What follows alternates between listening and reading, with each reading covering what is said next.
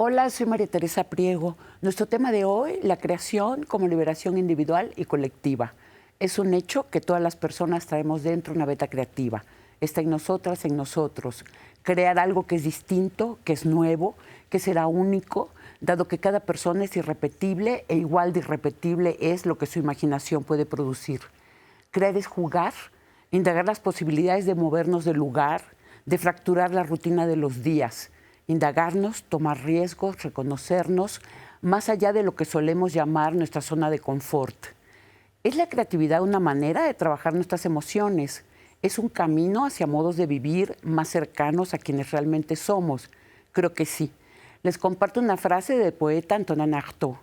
La vida consiste en arder en preguntas. Para aprender, comencemos a preguntar y a escuchar. Hay que hablar. Hablar de nuestros deseos. Hablar de lo que nos duele, lo que nos hace felices, lo que nos avergüenza, lo que nos da miedo. Traemos tanto dentro, silenciado y secreto, tanto no dicho. ¿Cómo hablar de lo velado, de lo oculto, de lo que nos mueve? Las palabras que nombran tienden puentes y construyen futuros. Ayudan a escucharnos y respetarnos. Cada cabeza es un mundo, una munda. Somos cada una, uno, tan singulares y tan diversos. Conversemos de eso y de casi todo, abiertamente. A todas y a todos nos ha sucedido descubrir en ciertas etapas de la vida que una anda por el mundo como con camisa de fuerzas. Así, derechita y no me quito, cuadradita, atemorizada. El dolor, el miedo, la angustia, el desamor, el cansancio pueden sitiarnos de tantas maneras. Una cierta libertad para vivir y elegir, que también es muy nuestra, se nos fuga, como si nos engulleran las prisas del mundo, la imposición de cómo tenemos que actuar, que pensar, que construirnos. Nos sucede sentirnos atrapadas, atrapados, en la a veces implacable rutina. Nos descubrimos viviendo en una jaula que deseamos estallar. Recordemos la infancia, la capacidad de imaginar, de inventar mundos, la magia, el talento para jugar. Crecemos y vamos dejando la imaginación de lado, la enorme renuncia. Suponemos que ya no toca. Los adultos somos gente seria. Los adultos ya no podemos jugar. Pero la posibilidad de imaginar y jugar es necesaria a lo largo de toda nuestra vida. La apertura interior necesaria para crear, pintar, cantar, bailar, inventar historias. El juego y la creatividad nos nutren, nos fortalecen, nos sanan. Intentar recuperar a esa niña, a ese niño que alguna vez fuimos y decirle: oye, no me he olvidado de ti, hay algo de tu risa y de tu libertad que me acompaña aunque lo olvide. Hay algo de ti que quiero de regreso, que me niego a domesticar. Hay algo de ti que quiero abrazar. Bienvenida Mariana Terroba y Clarisa Arroyo. Mariana es psicóloga clínica, maestra en psicoterapia, psicoanalista, fundadora del colectivo performático Néfilas. Y Clarisa es antropóloga, actriz, maestra de teatro e integrante también de Néfilas. Bienvenidas, me da mucho gusto que estén acá. Clarisa, gracias. Mariana. Bueno, estoy contenta de que estén acá dos especialistas en creatividad y sobre todo que hayan llegado allí desde disciplinas que a mí me parece muy interesante cómo se interconectan, que son el psicoanálisis y la antropología. La creatividad, Mariana. Bueno, para hablar de creatividad es importante hablar primero de cómo todos los seres humanos tenemos una necesidad de integrar la realidad externa con la interna, ¿no? Porque son dos mundos completamente diferentes, pero que todo el tiempo se están vinculando. Entonces, primero tendríamos que hablar del juego, ¿no? Porque el juego es una zona, es un espacio en donde esa realidad externa y la interna se tienen que integrar. Y entonces ahí es donde sucede la magia de la creatividad, y no solo como un entretenimiento, que de pronto muchas personas lo pueden pensar así, ¿no? Que la creatividad no es tan necesaria para el día a día, para esta neurosis, esta exigencia de la realidad externa, el trabajo, etcétera, pero no, la creatividad se tiene que utilizar en los vínculos, en cómo vivimos, en nuestro entretenimiento, en cómo hablamos con los demás, en las cosas que hacemos, nuestros intereses. Entonces, el juego es un elemento, es fundamental para hablar de la creatividad, porque ahí, en esa zona, es donde sucede todo, todo, todo. Entonces, el juego es algo universal, es de todos los seres humanos, ¿no? Y antes de que el psicoanálisis lo estudiara, antes de que se hablara del juego, los seres humanos jugaban todo el tiempo, ¿no? Y creo que es fundamental hablar de que esta zona de juego requiere de cierta ambientación, de ciertas reglas, generalmente tiene que ver con lo colectivo. Entonces, para que haya juego se necesitan muchos puntos, ¿no? Como muchos elementos que se requieren para que esto suceda, ¿no? Entonces, uno de ellos es que haya un ambiente propicio para que la persona pueda sacar así de su boca o de sus actos, de su cuerpo, un hilo que es la asociación libre, ¿no? Que la asociación libre es que todo lo que venga a la mente, todo lo que de pronto, las ocurrencias, todo lo que suceda pueda salir y pueda surgir, ¿no? Y el juego es una vía de acceso directa al inconsciente. Entonces, si no hay juego, no hay creatividad, empezando por eso, ¿no? Vamos a hablar con más claridad de qué es la asociación libre. O sea, que quede muy claro. Es ahí donde se supone que uno no dejaría pasar a la censura. Exactamente, porque cuando entras en este mundo especial creado por el juego, ya no hay, el tiempo lo eliges tú. La cosa más importante es el hecho que es la voluntariedad, no hay obligación, nadie te obliga a jugar. Entonces tú eliges quién quieres ser y cuánto tiempo quieres jugar, en qué época estás, y el hecho de poder interpretar diferentes personajes te permite de poder entrar en un estado de inconscio a través de tu subconsciente, poder sacar la creatividad que tú no puedes pensar a través de tu racionalidad. Y entonces ahí que empiezan la asociación libres. La asociación libres es poder también, a través de la psicomagia de Jodorowsky, por ejemplo, o sea, poder sanar una persona a través del juego, de la magia, del ritual, del teatro, de los símbolos.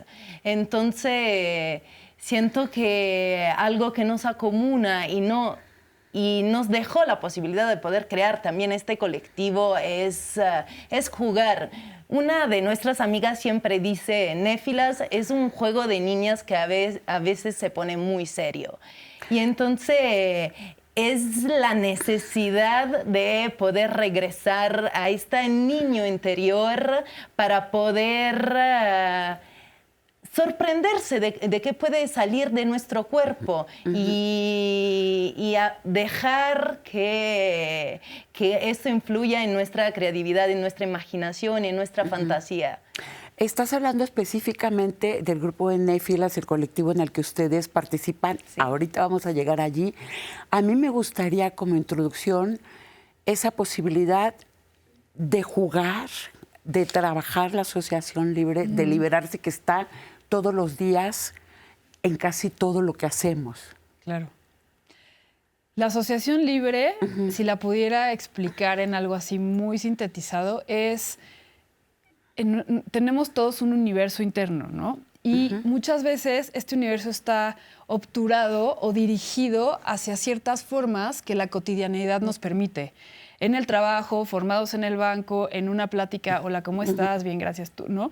Entonces, muchas veces no podemos sacar este hilo, ¿no? Que hablaba hace rato, y que se desenrede así la maraña dentro, todo lo que está, en cuanto a, por ejemplo, estás caminando en una calle y de pronto vas hacia el trabajo, ¿no? Y de pronto llega un olor a un pan caliente delicioso. Y ese olor te recuerda a la casa de tu abuela cuando eras chiquitita. Entonces, la asociación libre es seguir, ¿no? Todos esos estímulos que nos llevan a, como que prenden recuerdos y memorias que tenemos dentro de nosotros y entonces están todas al mismo tiempo. Como decía Clarisa, que la temporalidad no existe, ¿no? De pronto, aunque sean las 3:30 de la tarde en la Ciudad de México, en Revolución, tú estás en la casa de tu abuela hace 25 años, ¿no? Entonces, la asociación libre es poder llegar a esos lugares más recónditos y poderlos tener como el acceso para utilizarlos, ¿no? En cuanto también a una fantasía, o sea, algo que piensas y entra a tu mente, estos recuerdos, una ocurrencia, un chiste. Y justo la creatividad tiene mucho que ver con la asociación libre, el juego también, porque es dejar que este río fluya sin detenerlo, ¿no? Y sin tratar de controlarlo. Ahora, ¿qué pasa cuando ese río trae dolor? Que suele suceder con muchísima frecuencia.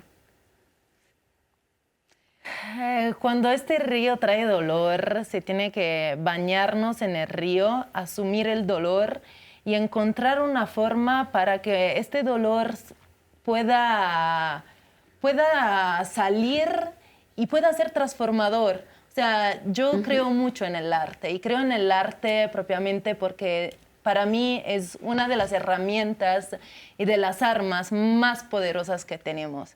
Y entonces, si con nuestra inteligencia logramos transformar el dolor en arte, para mí hemos ganado en la vida. Porque nada nos puede aterrar. Nada nos puede de verdad quitar la... ¿Por qué nos tenemos que subrayar este dolor? Lo podemos transitar y tenemos que transitar el dolor. Transitar y transformar el dolor. Pero ¿cómo pensar en un arte que, porque no todas somos Leonora Carrington, ¿no? O Pina Bausch. Entonces, ¿cómo pensarlo desde una manera que no sea colectivamente accesible? ¿Qué es lo que podemos ir creando que a lo mejor no es lo que llamamos arte? O sea, estoy pensando en ese andamiento no solo como consumidores de algo, sino como generadores. Como creadores, claro. Yo creo que algo muy importante que hemos descubierto, que ya más al ratito hablaremos de ese proyecto, sí, pero creo que es bueno traerlo hacia acá, es la forma en la que se narra uno su propia historia, ¿no? Qué importante, sí. Y creo que hay una metodología infalible que hemos encontrado, que es que cuando una persona habla del dolor, no hable específicamente de lo que le pasó, porque el trauma se vuelve a activar, digamos, ¿no? Y está ahí como en un bucle, sino que puedan metaforizar. Entonces, la creatividad entra ahí también en cómo te cuentas tu propia historia de dolor, porque todos, de diferentes maneras, en diferentes formas, hemos pasado y transitado por dolores muy profundos. Y entonces es poder metaforizar esto, ¿no?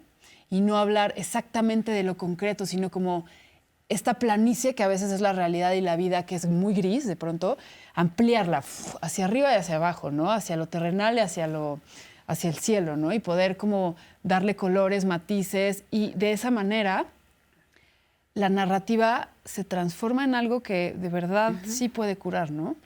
Ok, o sea, ¿cómo cambiar de una narrativa que se estanca a una que fluye? Totalmente. Vamos a un corte, regresamos con nuestro fetiche de hoy. Abiertamente, continuamos. Abiertamente, regresamos. Nuestro fetiche de hoy, Minerva armándose, de la pintora del Renacimiento italiano Lavinia Fontana. Mira tu paisana italiana, Clarisa. Minerva es el nombre romano, la diosa griega Atenea, la diosa de la sabiduría, las artes, la poesía, la medicina, la guerra, la justicia, la deidad venerada por los artesanos. Su nombre viene del latín meminice, que significa recordar. Es muy interesante esta asociación entre las artes y la memoria. Lavinia Fontana es una pintora del siglo XVI-XVII. En esa época estaba prohibido el acceso de las mujeres a los talleres de pintura, a menos que fueran como Lavinia, hijas de un pintor, como fue también el caso de Artemisia Gentileschi. Lavinia se casó además con un pintor y fue sobre todo él quien se ocupó de sus 11 hijos para que ella pudiera seguir pintando, lo que era tan inusual como una mujer atreviéndose a pintar desnudos. Entonces, nos estaba diciendo Mariana de estas narrativas que uno se va creando para vivir. ¿Tú podrías contarnos desde la antropología ejemplos de narrativa que nos permitan liberarnos? No sé, pensaba, por ejemplo, de qué se trataba la tragedia griega y cómo había todo un proceso hasta llegar a la catarsis, ¿no? ¿Podrías contarnos otros ejemplos de ese tipo? Sí, les voy a contar un ritual que de hecho es parte integrante de nuestro colectivo Néfilas, que se llama el ritual de la Taranta. Y en este ritual estamos hablando del medioevo, de la Edad Media, donde salieron las primeras informaciones alrededor de estas mujeres, que eran unas mujeres campesinas que cuando salían a trabajar en el campo venían mordidas por una araña y el veneno que subía en sus cuerpos llegaba a estas mujeres a caer en un estado de éxtasis, de delirio, empezaban a tener alucinaciones. Y en todo esto empezaban a bailar, o sea, sus cuerpos no se podían parar. Y se acercaban los músicos, en particular había un pandero, un violín, un acordeón, y con la música de la taranta sacaban el veneno del cuerpo de la mujer. Y la mujer así podía interpretar el raño y después volverse la mujer que podía pisar el raño mismo. La araña. Entonces... El daño. La araña. Ah, la araña. Perdón, sí, perdón. Y entonces este ritual es propiamente esto, o sea, y la verdad es que los estudios que hicieron después un antropólogo que se llama Ernesto de Martino, vieron que no era verdad Me que estas imagino que no. mujeres venían mordidas por una araña. La verdad era que era una época en donde las mujeres no podían pintar, donde las mujeres no se podían expresar, donde las mujeres no podían bailar. Entonces era el único espacio donde pudieran dar vida a sus frustraciones, a sus traumas, a sus dolores, y era el único espacio que ellas tenían para poder bailar. Entonces tenían que inventarse esta historia para simplemente bailar. Bueno, pero estaba muy bien, era muy práctico, ¿no? Si tenías la necesidad de exorcizar algo, decías la araña me picó, que por lo menos había una vía, ¿no? Sí. Y era muy interesante también la parte comunitaria de este ritual, ¿no? Porque al final los rituales y todas estas prácticas creativas generalmente son sostenidas por la comunidad que nos rodea, ¿no? Entonces las personas que eran amigos, compañeros, familiares, pareja de la tarantata, ¿no? Que así que le dicen por tarántula, se juntaban en la casa y dejaban de trabajar, paraban la vida por semanas hasta que esa persona pudiera extraer el veneno de su cuerpo. Y a mí eso me parece maravilloso porque las personas paraban todo y observaban esta locura, ¿no? Individual en colectivo, sin juicio. Y entonces el terreno del juego, una vez más regresando al juego, era totalmente libre para que esa mujer o esa persona se pudiera expresar. También la hacían hombres, pero las mujeres se apropiaron más de este ritual. Y entonces la comunidad sostenía la locura y estas formas inusuales de expresión. Y ya después, cuando había como una reestructuración, o no sé cómo llamarlo, ¿no? Sí, como ya se extraía el veneno y todo volvía a la normalidad, todos regresaban a sus trabajos, a la cotidianidad. Pero entonces en lo simbólico de esto es que la comunidad puede sostener estados de locura, de transiciones, de crisis. Y cuando no hay un ojo de juicio y se permite esa libertad de expresión, de juego, de danza, de palabra, de gritar, de provocaciones, entonces la persona puede restaurarse. Y ya, ¿no? Como se transita en comunidad. Es un acto creativo. Es como esa experiencia libertaria de los carnavales, por ejemplo. También dentro de las comunidades afro hay muchas experiencias mágicas que tienen que ver con la liberación a través de la danza, ¿no? Tú has trabajado, tú viniste acá a estudiar, a México a estudiar la Santa Muerte hace 3 años. México te atrapó y lo atrapaste y decidiste quedarte. Sí. ¿No? ¿Has trabajado en México en comunidades donde también trabajen la danza de esta manera?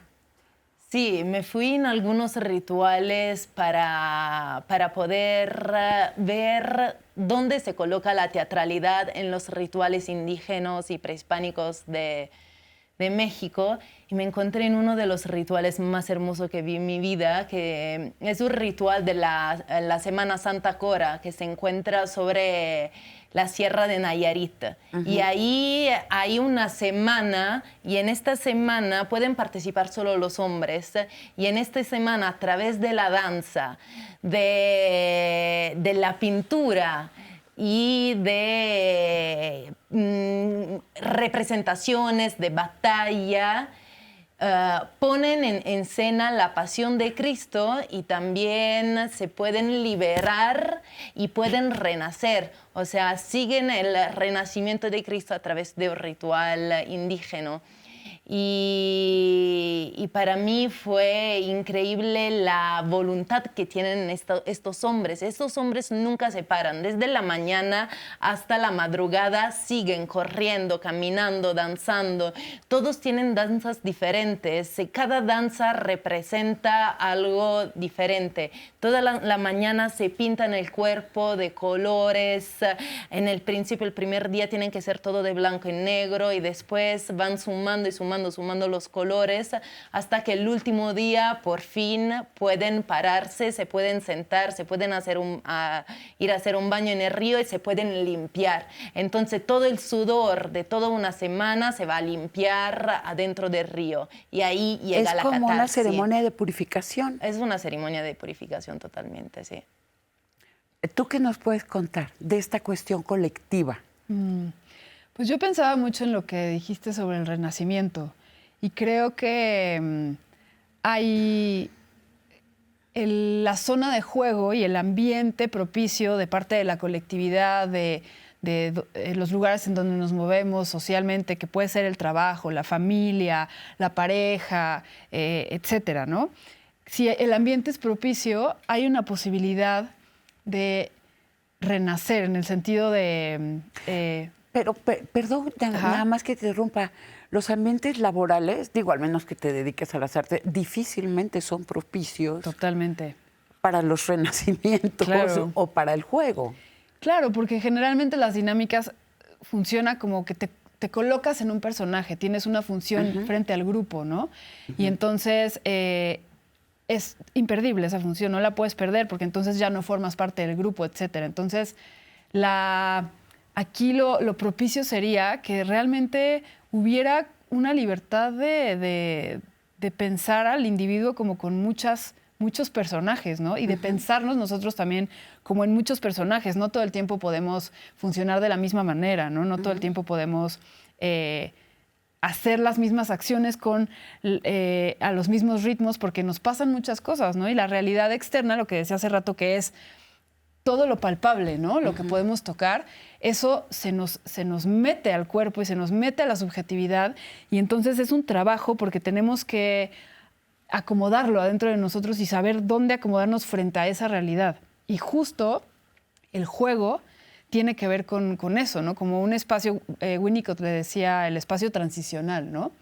Que es un espacio que no está ni adentro ni está afuera, pero que ahí se puede hacer que se puede generar ahí todo el ambiente, digamos, para que pasen estas cosas, ¿no? Yo lo entiendo a veces como que estás caminando en la intemperie, está frío, está lloviendo y vas tapado así con muchas capas de ropa y llegas a una casa. Y esa casa, abres la puerta y ya, desde el inicio sientes ya el calorcito, ya no está lloviendo, pero hay un pasillo antes de entrar a la casa, a la cocina, a la sala, y en ese pasillo te desvistes, ¿no? Te quitas la ropa que te cubría de la lluvia, dejas tu paraguas. Entonces, no estás ni adentro ni afuera, pero estás protegido de la intemperie y tú decides qué vas a limpiar de tus zapatos, de tu ropa, para no entrar y manchar todo adentro de todo lo que pasó afuera, ¿no? O sea, tú estás hablando como la metáfora de un camino hacia una misma, cuando vas despojándote para entrar a un espacio de intimidad. Sí. Contigo. Y elegir qué se queda en ese espacio intermedio para no meterlo y que pueda desordenar todo adentro y también qué de adentro dejas allá afuera, ¿no? O sea, y sí, es un camino hacia un conocimiento de uno mismo porque ahí en ese espacio puede surgir todo, ¿no? Puedes tomar algo de la realidad externa, como algo que te pasó en el trabajo, que tu compañero te dijo algo que, no sé, hizo un comentario sobre que no hacías muy bien tu trabajo, ¿no? Y entonces, ¿con qué te hizo eso adentro, en el mundo interior, ¿no? Y a lo mejor eso te conecta con otros recuerdos desde hace mucho tiempo, de cuando eras chiquito, que te pasaba eso con tu hermano, ¿no? Y de pronto ahí se conjuga y se puede generar algo que neutralice todas esas, como, pues sí, energías, se podría decir, o que neutralice todo eso y que entonces se pueda elaborar, ¿no? ¿Pero qué nos permitiría esa elaboración? El juego y la... ¿El juego qué específicamente? ¿Cuáles serían esas maneras de jugar? Entiendo que una puede bailar en su casa, una puede... Pero ¿cuáles son esas formas de juego que sí pueden estar en la cotidianidad? Yo puedo poner un ejemplo de el juego de las palabras. El juego es la manera de hablar, claro, ¿no? El juego, lo que es la broma, el juego de la seducción, por ejemplo, el juego erotizante, creo que tenemos que ir a un corte. Okay. Ahora regresamos. Abiertamente, continuamos. Abiertamente, regresamos. ¿Y a usted cómo le gusta jugar? A ti, Clarisa, cuéntanos. Para mí, uno de los juegos que siempre aplico en mi vida y también, o sea, que me hace transformar mucho es la máscara. Siento que es la más poderosa herramienta para la transformación. Cada quien en su cotidianidad, si se pone una máscara, cambia. Cambia cómo empieza a mirar a los demás, cómo los demás te miran. Entonces ya la relación con los demás ya no es igual. Cambia cómo se mueve tu cuerpo, cambia cómo hablas. Y esto ya te pones en un lugar no cómodo, no cotidiano, y te hace llegar a este juego, a entreprender esta relación de juego con los demás. De hecho, máscara significa persona, ¿no? Exactamente, máscara significa persona y también máscara, me gusta mucho esta asociación de más caras, o sea, de todas las caras que tenemos. La máscara te da la posibilidad de habitar todas las caras que nosotros tenemos. Entonces siento que es despertar, tenemos que despertar y tenemos que inspirarnos. Tenemos que inspirarnos de la vida para que todas las cosas que podemos ver de los libros, de las películas, la podemos regresar a nuestra vida y jugar con ellas, o sea, tomar herramientas y jugar. Y también, o sea, si en un día normal preguntamos a alguien, vamos a hacer un juego, y la otra persona, vamos a ver qué nos contesta. Entonces, tal vez sí se va a empezar a hacer un juego. Tal vez esta afirmación no la usamos mucho en la vida. Porque la vida, al final, quien sigue en su trabajo, donde en el trabajo muchas veces no hay juego en el trabajo. Entonces, cada quien se tiene que encontrar su espacio donde se siente libre, donde puede gozar, donde se puede divertir, donde puede reír. Y esto es el espacio del juego. Y entonces, por una vez en su vida, decidir él qué quiere, dónde quiere estar y por qué quiere estar ahí. Y entonces, hoy le traímos la máscara de las néfilas para que puedan ver. Ahorita nos hablan de las néfilas. Sí. Explícanos. Y Es este colectivo en el que están ustedes y 23 personas más, ¿no? Sí, Ya creció. Ya creció. Es un colectivo de mujeres que se formó hace como más o menos 2 años. Empezamos con prácticas de danza, de meditación. Pues no se conocían. Yo conocía a todas porque fui así, haciendo como una selección. Y ellas no se conocían entre ellas, entonces no habíamos estado nunca en un grupo. Entonces hicimos como muchas prácticas como para integrarnos. Nos fuimos a un viaje al fondo de la tierra, en Xilitla. Bajamos 200 metros a una cueva que se llama el Sótano del Eterno, colgadas de un hilo como si fuéramos arañas. Una de las néfilas nos enseñó a tejer, Johanna. Tejimos una red y sobre esa red cada una hicimos el ritual de la taranta pensando en nuestra mordida existencial, ¿no? En qué parte del cuerpo estaba la mordida. Entonces, prácticamente estábamos jugando a que éramos unas humanas que nos habían mordido, una araña nos había mordido, ¿no? Metafóricamente, por ejemplo, a mí me habían mordido la voz, a otras el vientre. ¿Por qué elegiste la voz? Elegí la voz porque para mí fue... A lo largo de mi vida sentí que la obediencia era algo como fundamental y a mí me enseñaron a ser súper obediente, a tener muchas formas de comportarme, una sola máscara, ¿no? Pensándolo como en la niña obediente que se transformó en la mujer aplicada que estudiaba, Y entonces siento que mi voz no salía desde la entraña y entonces elegí que la araña me había mordido mi voz porque yo necesitaba que esa otra voz, ¿no? La tuya. La mía, saliera y surgiera. Y yo soy cantante, sí. Entonces empecé con un proyecto artístico en donde ya eran mis canciones, mis composiciones, mis letras, ¿no? Y para mí fue paralelamente la construcción de este proyecto hermoso. Y entonces, pues también ver las heridas de las demás es una identificación, es decir, que tú puedes decir, ok, esa herida también me pasó a mí de otra forma, ¿no? Y entonces también es catártico escuchar que la otra está hablando de eso, ¿no? Yo creo que muchas de las personas que nos están viendo, que nos están acompañando en este momento, seguramente se están identificando con lo de la voz y con esos mandatos de obediencia donde uno de repente siente que esa voz que sale no es la propia. Exacto. Y es un trabajo de toda la vida. Sí. ¿Tú qué parte de tu cuerpo elegiste? Yo esta primera vez elegí el vientre. Tenía efectivamente algo muy práctico, o sea, muy verdadero. O sea, tenía el vientre siempre inflamado. Y es porque yo somatizo mucho, o sea, yo nunca me enojo. Entonces, todos los dolores, todas las cosas, Tú nunca te enojas, lo entrecomillamos, ¿verdad? Exactamente. O sea, la niña buena que no se enoja, la linda. No, nunca me enojo en el exterior, sí, pero... Sí, te entendí perfecto, claro. Y por esto se quedaba todo aquí. Se quedaba todo aquí y me hacía inflamar la panza. Y siempre tenía esta panza inflamada y decía, ¿por qué? Y ya, o sea, el año pasado lo pude trabajar, lo pude soltar. ¿Cómo? Pero dinos detalles. Es que cuando el arte se vuelve terapéutica, o sea, cuando gracias a esto tú puedes ver las heridas, porque al final la mordida de la araña es una metáfora de nuestras heridas. Entonces, gracias al arte, gracias al poder ver, a poder platicar y entender, porque tú siempre dices, bueno, tengo la panza inflamada, me comí algo malo.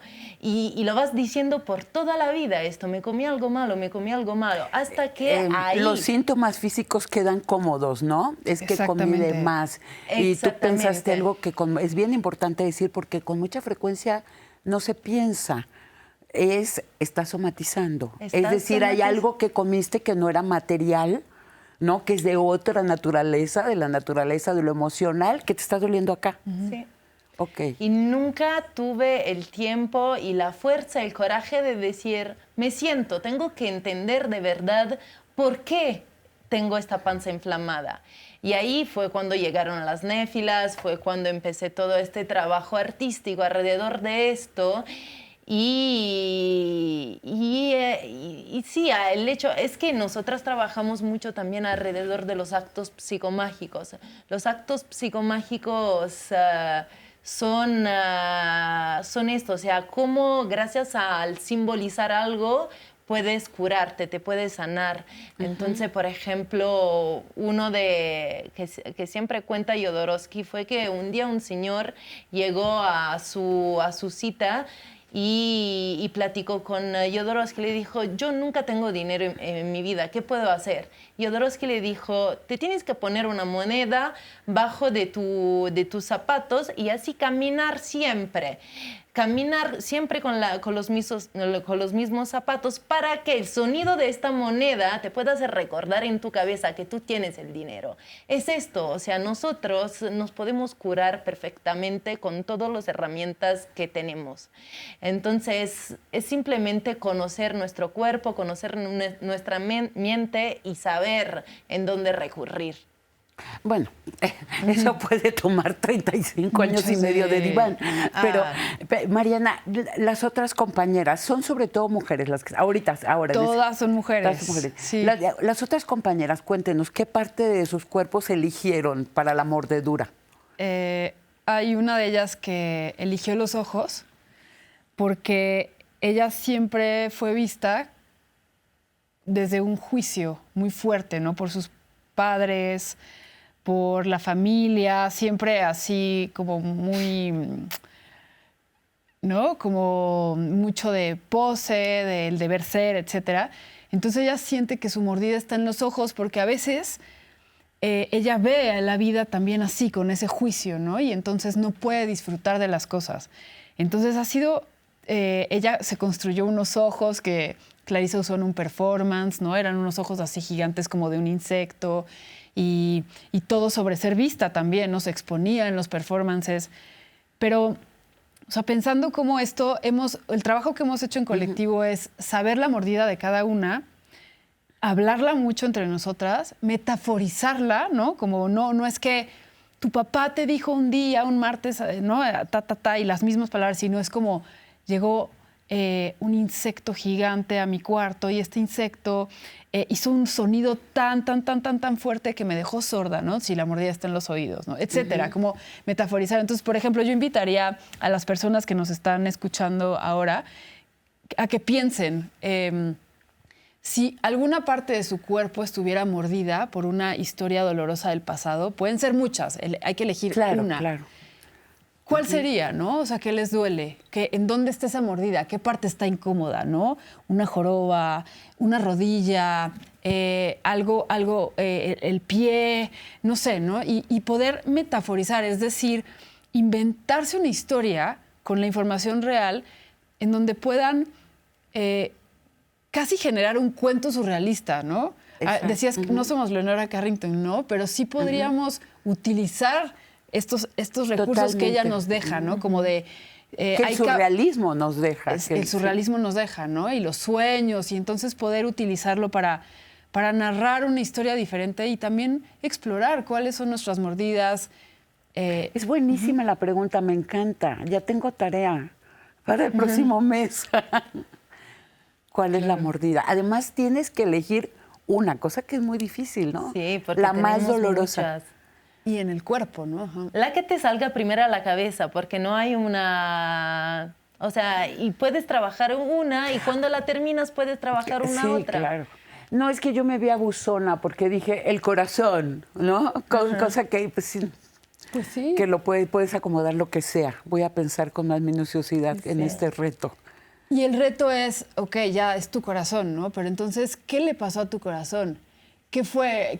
¿Quién llegó? ¿Quién lo mordió? ¿No? Una mariposa con dientes, ¿no? Una araña. ¿Qué le pasó? ¿En qué momento estabas en el mar? ¿Estabas en tu cama? ¿Cuántos años tenías? ¿Hacía frío? O sea, cómo ir armando la historia. Pero acá este juego que ustedes nos están proponiendo, así de esta manera, de entrada, podría ser un juego de escritura o podría ser un juego entre amigas también. Y luego lo que ustedes han hecho es tratar de ver cómo la cuerpa juega con estas historias. Por ahí va. Sí. Pues es muy fascinante. Tenemos que ir a un corte y regresamos en un ratito. Abiertamente, continuamos. Abiertamente, regresamos. Vámonos a nuestra esquinita de lecturas y películas. Los libros. El peligro de estar cuerda, del escritor español Rosa Montero, es un texto con un trasfondo autobiográfico en el que el escritor analiza las condiciones de la creación desde la psicología, la literatura, las neurociencias y sus propias experiencias ante el reto de llenar páginas en blanco. Película, esta película es una maravilla. Pasión por las letras, también se llama El editor de libros, dirigida por el cineasta británico Michael Grandash. La relación del famosísimo editor Maxwell Perkins y el escritor Thomas Wolfe. Perkins fue, por ejemplo, el editor que descubrió escritores como Fitzgerald, Hemingway, Steinbeck. Es una película hermosa, llena de citas literarias, y esta amistad profunda entre un genio desbocado y el editor que con una admiración infinita y una paciencia le ayudó a darle cauce a su trabajo. Está en Filmin. Escritores para la Libertad, dirigida por el cineasta Richard Lagravanese, se basa en el libro autobiográfico escrito por la profesora Erin Gruwell, asignada a una secundaria en California, que estaba sumida en la violencia entre las distintas comunidades en los años 90.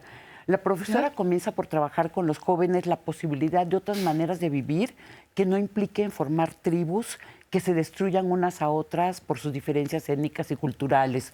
Los lleva a visitar un museo, los convoca a leer, a escribir un diario, cambian sus vidas. Está en Netflix. Divertimento, de la cineasta francesa Marie Castille, también basada en hechos reales, un fragmento de la vida de la directora de orquesta Saya Siwani y de su hermana violonchelista, hijas de migrantes argelinos residentes de la periferia norte de París. A los 17 años fundó una orquesta. A los 26 dirigió su primer gran concierto. Las hermanas crearon la Academia Divertimento para formar a jóvenes en la música. Contra todo lo que quisieron pronosticarles por ser mujer, hija de migrantes y venir de la periferia, Saya forma parte de ese escaso 6% de mujeres que son directoras de orquesta. Está en Filmin. A ver, juguemos, hablen desde las máscaras. ¿Hay alguna película o libro que nos quieran recomendar?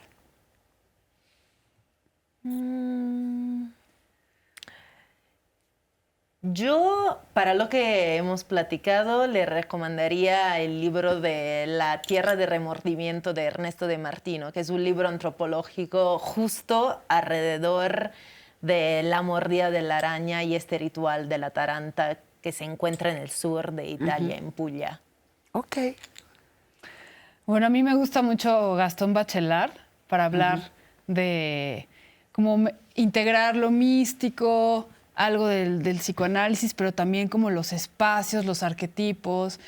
Y me gusta mucho un libro que se llama La Tierra y las ensoñaciones del reposo, en donde habla de el laberinto, la cueva, como un hogar primigenio, diferentes espacios que todos tenemos así adentro y podemos como recurrir a ellos para, por ejemplo, el laberinto, ¿no? Todos tenemos un laberinto dentro y es cuando estamos perdidos y estamos intentando buscarle un sentido a la vida, ¿no? Entonces, bueno, hay muchas metáforas y arquetipos. Gastón Bachelard, me hiciste pensar, ¿sabes? Aquí recomendaría también a Mircea Eliade, el estudioso de las religiones, también todos sus... Y Clarisa, también, ¿estás allí? Estoy aquí. Y hay también un poema hermoso de Oliviero Girondo sobre la transmigración. O sea, sobre el hecho de que a este personaje le encanta transmigrar de un cuerpo al otro y hace pregunta a la gente, o sea, le dice, ¿y ustedes no se aburren de esta vida así tan demasiado humana?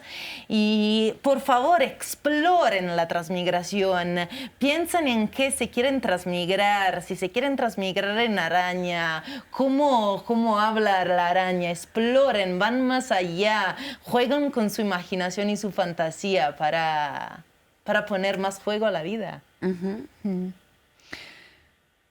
Y pues yo quisiera también invitar a la gente a no tener miedo de jugar y de colocarse, identificarse con lo que más les guste. Puede ser alguien que admiren, un personaje de alguna película. De una pintura. De una pintura, algún libro, y que puedan tomar alguna cualidad, ¿no?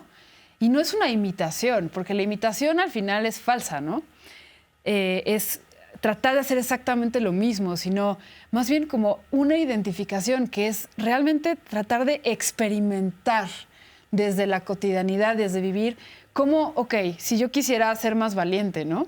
Si yo quisiera ser más divertida, si quisiera ser más elocuente, cómo poderlo ejercer, ¿no? No solo como un deseo y un anhelo, sino como realmente poderlo poner en práctica en los espacios más cotidianos, con la pareja, con los amigos, si siempre, lo que hablábamos hace ratito, ¿no? Si siempre estamos en pareja o con los amigos o con la familia haciendo lo mismo los domingos, al mismo lugar, al mismo, lo mismo. Entonces, sí hay una especie de aburrimiento y de tedio que puede ser hasta el inicio de depresiones, ¿no? Entonces, creo que sí es muy importante lograr este cambio, así como un giro con pequeñas cosas que hagamos diferente, maneras diferentes de hablar, cosas que tomemos. Hay que tomar de todo lo que nos da la vida algo para poder transformarnos, ¿no? Por eso traemos estas máscaras.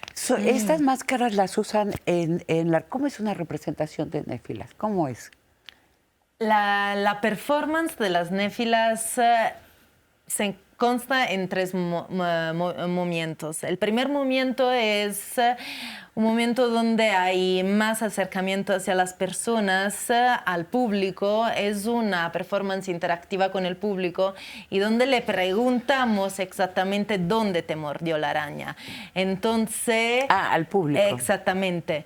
Y el público nos contesta. Entonces el público empieza a entender dónde está su mordida en todo este primer momento, para llegar al segundo momento, que es el momento de los actos psicomágicos. Entonces, cuando tú entiendes dónde está tu mordida, te puedes espejar en la mordida de los demás. Nosotras tenemos como una filosofía que el dolor de la una es el sostén de la otra.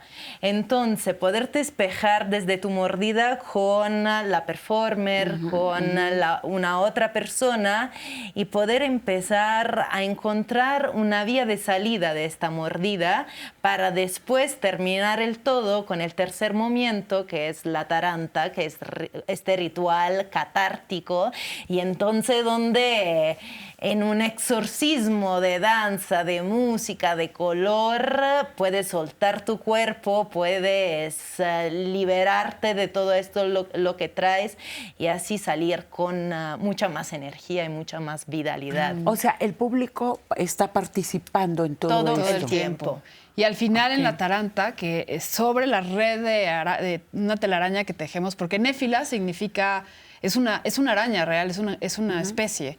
Y las néfilas es una araña que teje una telaraña dorada. Entonces tenemos una telaraña dorada en el suelo y de repente así llegamos contigo, ¿no? O con alguien del público y los ponemos en el centro de la taranta y se exorcizan, ¿no? Así toman el espacio. Un acto, pues. Un acto, exactamente. Como un acto de magia.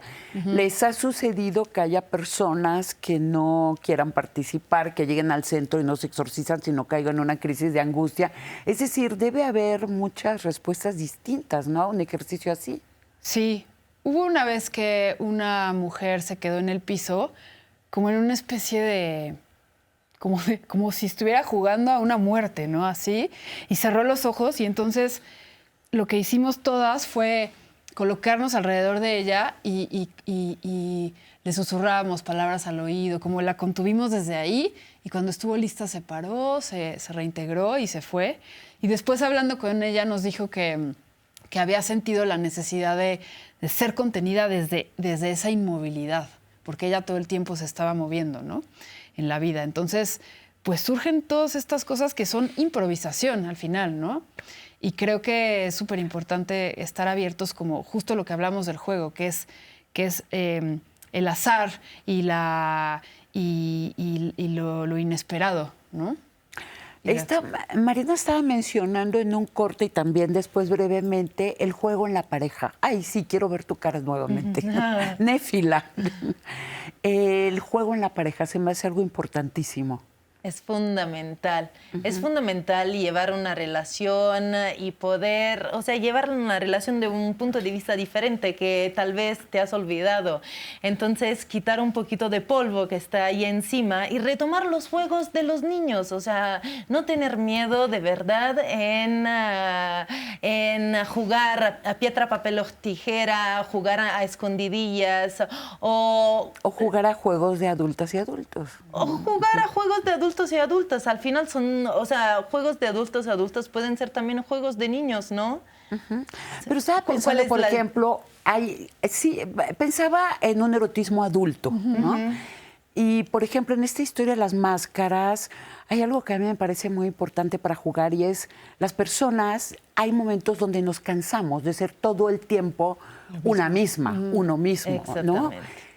A mí hay algo que me gusta mucho, es jugar a ser otra persona. Como tú decías, ese personaje, ¿no? De Lavinia, Minerva, que se sale y de repente puedes encarnarte en ella.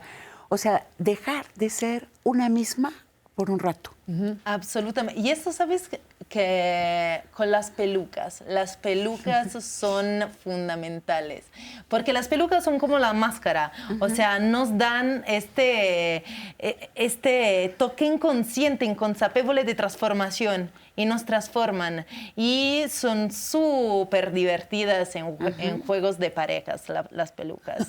Pero lo que tú decías también de inventar una historia con palabras. Yo creo que sí, inventar una historia con palabras, escribir, no, o sea, no se necesita ser un artista, ¿no? Como tal, así como de, bueno, me dedico al arte, ¿no? No, Claro, claro. Porque la creatividad es inherente al ser humano, totalmente, así, en cómo hablamos, en cómo nos relacionamos, las cosas que hacemos, ¿no? Entonces, creo que sí es muy importante poder observar. Creo que la observación aquí es algo fundamental y todos somos libres de observar lo que queramos, ¿no? Entonces, si yo observo, por ejemplo, en ti, ¿no? Yo observo que llevas un programa, que haces las preguntas adecuadas, etcétera. Entonces, yo puedo llevarme eso tuyo, ¿no? Lo tomo y es como si me lo comiera, ¿no? De alguna manera. Y me voy después y entonces yo puedo jugar un poco a lo que aprendí de ti. Y eso lo puedo gestar en mi propio espacio y lo puedo desplegar ahí, desdoblar ahí. Entonces yo ya soy un poco de lo que me identifiqué contigo, un poco contigo, etcétera. Y entonces esa es una manera adulta también de jugar, ¿no? A través de la observación y reconocer el deseo, ¿no? Yo quisiera esto, yo quisiera poder mover esta parte mía más hacia acá, ¿no? Yo creo que liberar el cuerpo, la cuerpa, creo que es algo fundamental Totalmente. que nos convoca a casi todas las personas. Sí. Sí. Se nos está acabando el tiempo. ¿Algo que nos quieras decir, además de que nos llevamos la mordida? Yo espero que de verdad todos puedan encontrar sus juegos y puedan jugar más y encuentran el espacio dedicado y le den recrean este mundo especial. Y se puede crear también en 2 minutos cada día. Mariana, para despedirnos, una frasecita, 2. Les puedo cantar la canción del colectivo. Pues tienes como 2 segundos, perdón. ¿Dónde te mordió la araña? La araña me mordió aquí. Que salga, salga, salga, salga por ahí. Qué bonito. Muchísimas gracias, Gracias Mariana. a ti, Clarisa, María qué Teresa. gusto que hayan estado con nosotros. Mariana Terroba es psicóloga clínica, maestra en psicoterapia, psicoanalista, fundadora del colectivo performático Néfilas, y Clarisa Rollo es antropóloga, actriz, maestra de teatro e integrante también de Néfilas. Gracias a ustedes por acompañarnos. Les esperamos la próxima semana para seguir conversando abiertamente. La botella con nuestro mensaje de hoy se fue al mar, llegó a sus playas. Les escuchamos.